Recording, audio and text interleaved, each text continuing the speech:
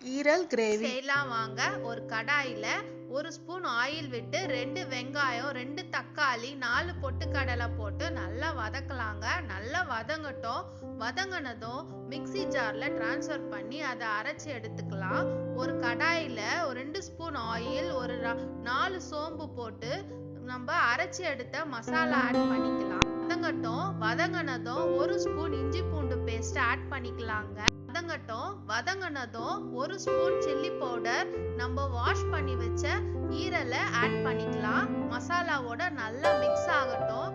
நம்ம கிரேவிக்கு தேவையான அளவு தண்ணி ஆட் பண்ணிக்கலாங்க. அடுத்ததா ஒரு கொத்து கருவேப்பிலை, உப்பு தேவையான அளவு உப்பு, கரம் மசாலா 1/2 ஸ்பூன் ஆட் பண்ணிக்கலாம். பெப்பர் பவுடர் ஆட் பண்ணி மிக்ஸ் பண்ணி எடுத்தீங்கன்னா சூப்பரான ஈரல் கிரேவி ரெடிங்க. சப்பாத்தி, இட்லி, தோசை எல்லாத்துக்குமே ரொம்ப சூப்பரா